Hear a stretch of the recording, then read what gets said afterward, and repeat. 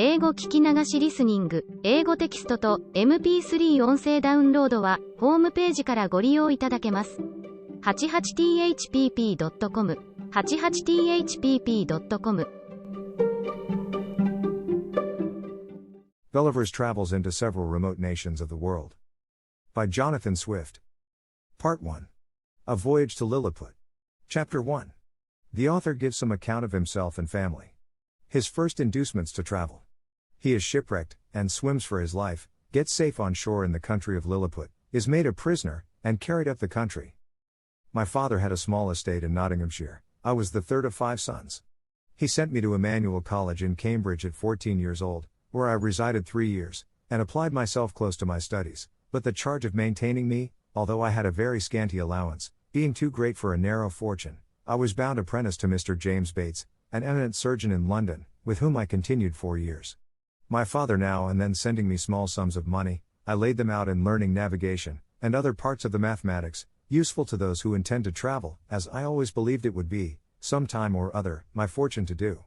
When I left to Mr. Bates, I went down to my father, where, by the assistance of him and my Uncle John, and some other relations, I got £40, and a promise of £30 a year to maintain me at Leiden. There I studied physic 2 years and 7 months, knowing it would be useful in long voyages.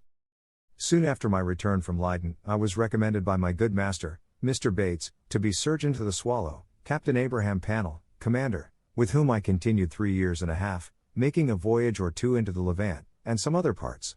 When I came back I resolved to settle in London, to which Mr. Bates, my master, encouraged me, and by him I was recommended to several patients. I took part of a small house in the Old Jewry, and being advised to alter my condition, I married Mrs. Mary Burton, second daughter to Mr. Edmund Burton, hosier, in Newgate Street, with whom I received £400 for a portion. But my good Master Bates dying in 2 years after, and I having few friends, my business began to fail, for my conscience would not suffer me to imitate the bad practice of too many among my brethren. Having therefore consulted with my wife, and some of my acquaintance, I determined to go again to sea. I was surgeon successively in 2 ships, and made several voyages, for 6 years, to the East and West Indies, by which I got some addition to my fortune.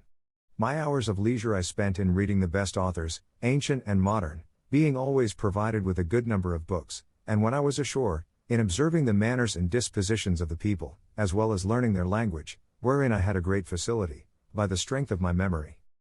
The last of these voyages not proving very fortunate, I grew weary of the sea, and intended to stay at home with my wife and family. I removed from the Old Jewry to Fetter Lane, and from thence to Wapping, hoping to get business among the sailors, but it would not turn to account. After 3 years' expectation that things would mend, I accepted an advantageous offer from Captain William Pritchard, master of the Antelope, who was making a voyage to the South Sea. We set sail from Bristol, May 4, 1699, and our voyage was at first very prosperous. It would not be proper, for some reasons, to trouble the reader with the particulars of our adventures in those seas. Let it suffice to inform him, that in our passage from thence to the East Indies, we were driven by a violent storm to the northwest of Van Diemen's Land. By an observation, we found ourselves in the latitude of 30 degrees 2 minutes south. 12 of our crew were dead by immoderate labor and ill food, the rest were in a very weak condition. On the 5th of November, which was the beginning of summer in those parts, the weather being very hazy, the seamen spied a rock within half a cable's length of the ship, but the wind was so strong, that we were driven directly upon it, and immediately split. 6 of the crew, of whom I was one, having let down the boat into the sea, made a shift to get clear of the ship and the rock. We rowed, by my computation, about 3 leagues, till we were able to work no longer, being already spent with labor while we were in the ship. We therefore trusted ourselves to the mercy of the waves, and in about half an hour the boat was overset by a sudden flurry from the north. What became of my companions in the boat, as well as of those who escaped on the rock, or were left in the vessel, I cannot tell, but conclude they were all lost. For my own part, I swam as fortune directed me, and was pushed forward by wind and tide. I often let my legs drop, and could feel no bottom, but when I was almost gone, and able to struggle no longer, I found myself within my depth, and by this time the storm was much abated. The declivity was so small, that I walked near a mile before I got to the shore, which I conjectured was about 8 o'clock in the evening. I then advanced forward near half a mile, but could not discover any sign of houses or inhabitants. At least I was in so weak a condition, that I did not observe them. I was extremely tired, and with that, and the heat of the weather, and about half a pint of brandy that I drank as I left the ship, I found myself much inclined to sleep. I lay down on the grass, which was very short and soft, where I slept sounder than ever I remembered to have done in my life, and, as I reckoned, about 9 hours, for when I awaked, it was just daylight. I attempted to rise, but was not able to stir, for, as I happened to lie on my back, I found my arms and legs were strongly fastened on each side to the ground, and my hair, which was long and thick, tied down in the same manner. I likewise felt several slender ligatures across my body, from my armpits to my thighs. I could only look upwards. The sun began to grow hot, and the light offended my eyes. I heard a confused noise about me, but in the posture I lay, could see nothing except the sky. In a little time I felt something alive moving on my left leg, which advancing gently forward over my breast, came almost up to my chin, when, bending my eyes downwards as much as I could, I perceived it to be a human creature not 6 inches high, with a bow and arrow in his hands, and a quiver at his back. In the meantime, I felt at least 40 more of the same kind, as I conjectured, following the first. I was in the utmost astonishment, and roared so loud, that they all ran back in affright, and some of them, as I was afterwards told, were hurt with the falls they got by leaping from my sides upon the ground. However, they soon returned, and one of them, who ventured so far as to get a full sight of my face, lifting up his hands and eyes by way of admiration, cried out in a shrill but distinct voice, "Hecana de gull." The others repeated the same words several times, but then I knew not what they meant. I lay all this while, as the reader may believe, in great uneasiness. At length, struggling to get loose, I had the fortune to break the strings, and wrench out the pegs that fastened my left arm to the ground, for, by lifting it up to my face, I discovered the methods they had taken to bind me, and at the same time with a violent pull, which gave me excessive pain, I a little loosened the strings that tied down my hair on the left side, so that I was just able to turn my head about 2 inches.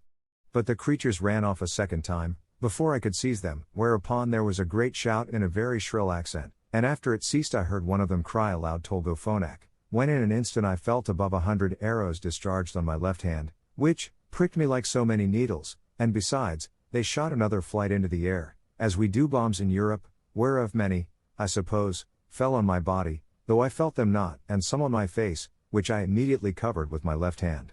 When this shower of arrows was over, I fell a groaning with grief and pain, and then striving again to get loose, they discharged another volley larger than the first, and some of them attempted with spears to stick me in the sides, but by good luck I had on a buff jerkin, which they could not pierce.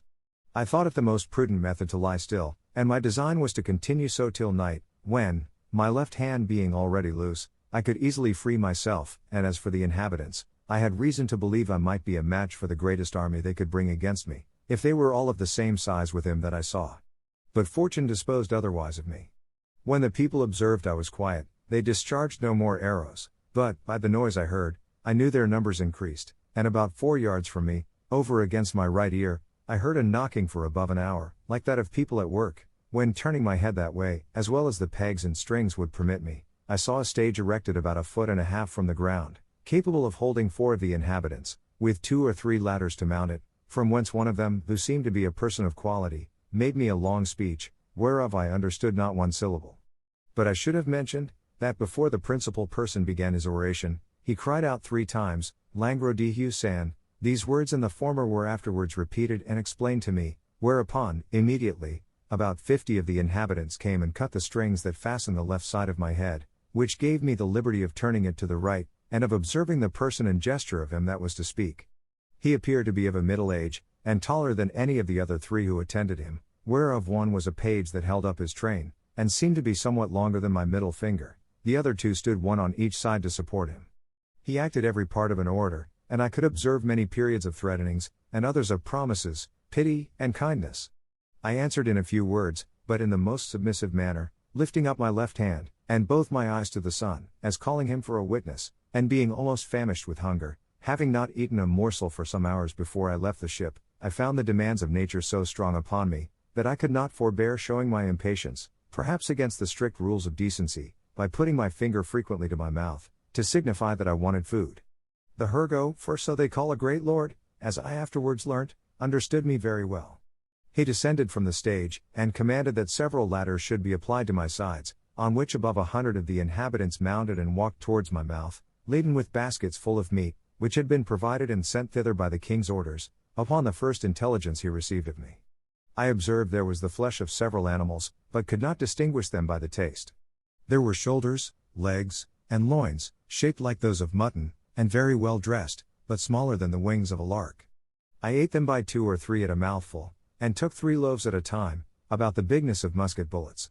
They supplied me as fast as they could, showing 1,000 marks of wonder and astonishment at my bulk and appetite. I then made another sign, that I wanted drink.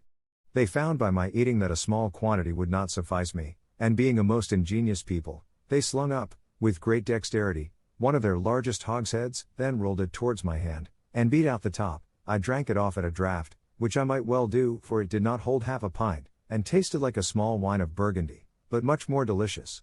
They brought me a second hogshead, which I drank in the same manner, and made signs for more, but they had none to give me.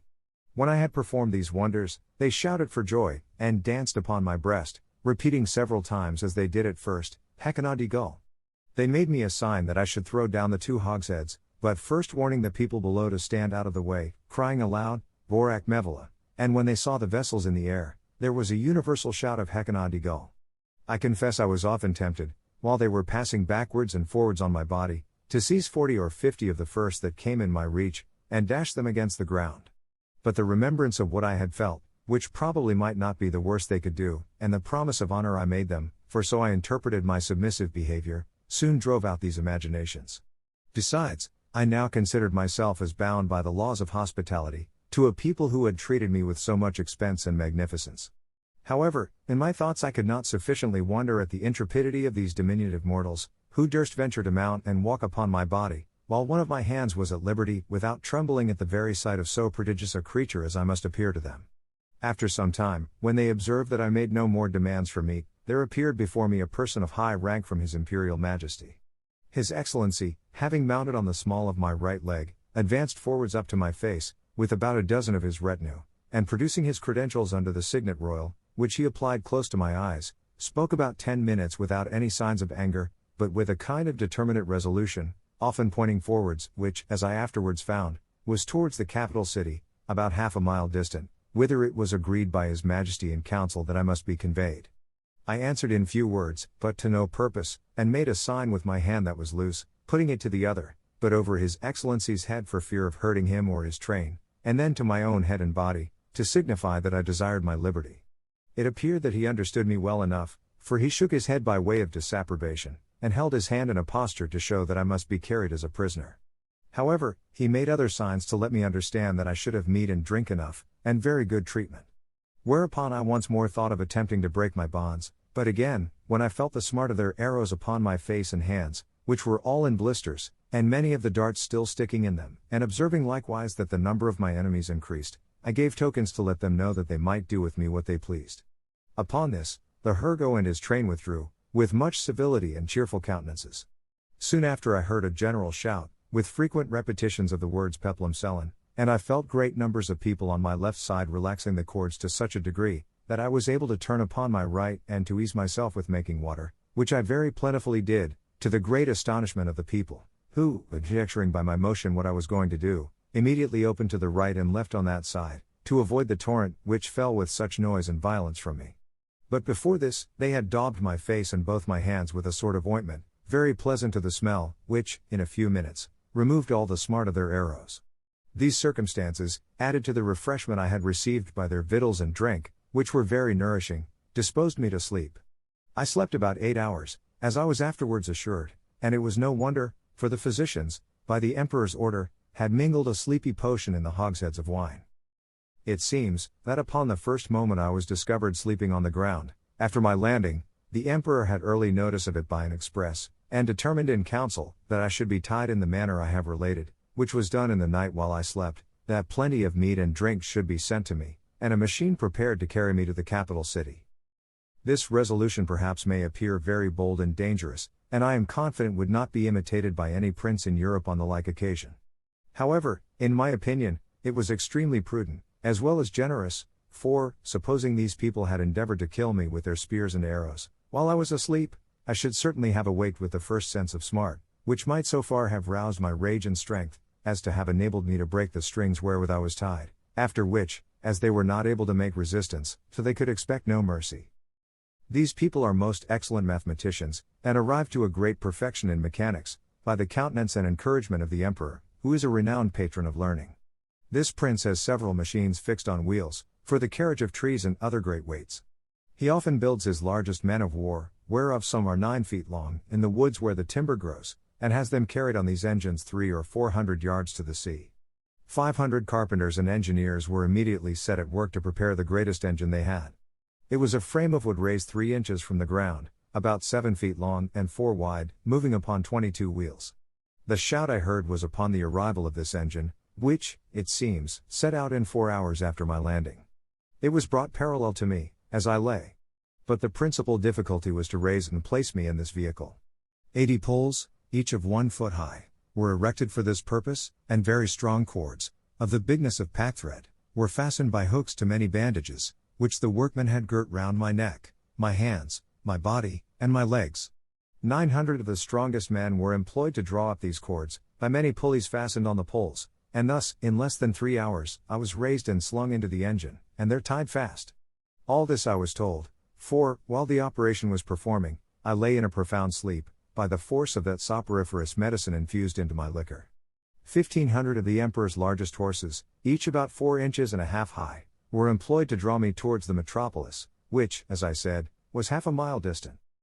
About 4 hours after we began our journey, I awaked by a very ridiculous accident, for the carriage being stopped a while, to adjust something that was out of order. 2 or 3 of the young natives had the curiosity to see how I looked when I was asleep. They climbed up into the engine, and advancing very softly to my face, one of them, an officer in the guards, put the sharp end of his half-pike a good way up into my left nostril, which tickled my nose like a straw, and made me sneeze violently, whereupon they stole off unperceived, and it was 3 weeks before I knew the cause of my waking so suddenly. We made a long march the remaining part of the day, and rested at night with 500 guards on each side of me, half with torches, and half with bows and arrows, ready to shoot me if I should offer to stir. The next morning at sunrise we continued our march, and arrived within 200 yards of the city gates about noon. The emperor, and all his court, came out to meet us, but his great officers would by no means suffer his majesty to endanger his person by mounting on my body. At the place where the carriage stopped there stood an ancient temple, esteemed to be the largest in the whole kingdom, which, having been polluted some years before by an unnatural murder, was, according to the zeal of those people, looked upon as profane, and therefore had been applied to common use, and all the ornaments and furniture carried away. In this edifice it was determined I should lodge. The great gate fronting to the north was about 4 feet high, and almost 2 feet wide, through which I could easily creep. On each side of the gate was a small window, not above 6 inches from the ground. Into that on the left side, the king's smith conveyed 411 chains, like those that hang to a lady's watch in Europe, and almost as large, which were locked to my left leg with 36 padlocks. Over against this temple, on the other side of the great highway, at 20 feet distance, there was a turret at least 5 feet high. Here the emperor ascended, with many principal lords of his court, to have an opportunity of viewing me, as I was told, for I could not see them. It was reckoned that above 100,000 inhabitants came out of the town upon the same errand, and, in spite of my guards, I believe there could not be fewer than 10,000 at several times, who mounted my body by the help of ladders. But a proclamation was soon issued, to forbid it upon pain of death. When the workmen found it was impossible for me to break loose, they cut all the strings that bound me, whereupon I rose up, with as melancholy a disposition as ever I had in my life. But the noise and astonishment of the people, at seeing me rise and walk, are not to be expressed. The chains that held my left leg were about 2 yards long, and gave me not only the liberty of walking backwards and forwards in a semicircle, but, being fixed within 4 inches of the gate, allowed me to creep in, and lie at my full length in the temple. 物語の続きは、ホームページからお聞きいただけます。また、テキスト、MP3 ダウンロードも合わせてご利用ください。88thpp.com 88thpp.com